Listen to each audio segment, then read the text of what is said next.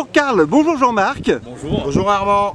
Karl, on est près de votre voiture, une voiture sensationnelle. Quelle est sa fonction? Alors sa fonction aux États-Unis, c'était de rester dans la foule. En fait, c'était un véhicule d'intervention de la DEA, donc le groupe de policiers qui s'occupe de tout ce qui est stupéfiant, un petit peu comme les stupes en France en fait, voilà, et d'aller sur des lieux d'intervention sans être repéré. Quel est le modèle précis qui est à côté de vous? Alors c'est un Chevrolet Suburban 5.3 litres V8 Vortec, et donc c'est un modèle intercepteur de la police. Et cette voiture pouvait poursuivre des délinquants, hein, c'est bien ça?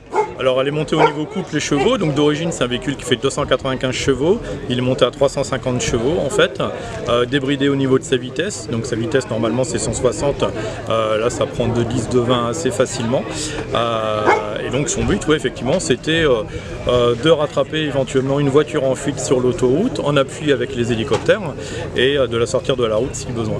La voiture en fait se faisait très discrète jusqu'au moment où il fallait intervenir. À ce moment-là, il y a les sirènes, les gyrophares qui se déclenchent. Voilà, c'est ça, vous avez les flashers avant dans la calandre, sur le haut du pare-brise, et puis l'ensemble des sirènes pour se faire repérer et pour passer les feux en toute sécurité.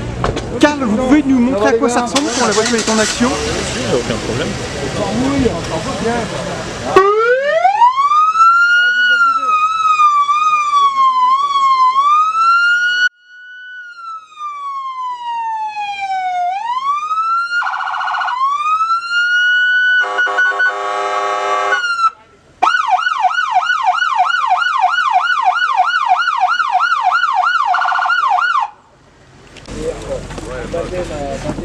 Et dites-moi, Karl, quand vous actionnez tout cela, pour la discrétion, c'est fichu, hein? Alors c'est fichu, mais alors par contre, en général, ça fait le bonheur des enfants et ceux qui sont restés des enfants en fait, donc des adultes qui n'ont pas grandi.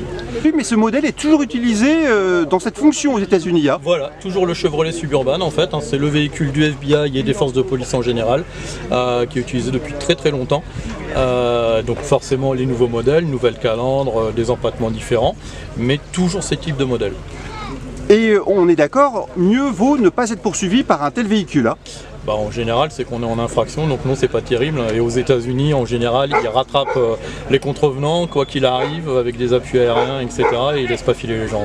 Est-ce qu'on peut imaginer parfois qu'il y a plusieurs véhicules de ce type utilisés pour la même opération? Bien sûr, ils sont toujours, de toute façon, plusieurs véhicules sur une opération.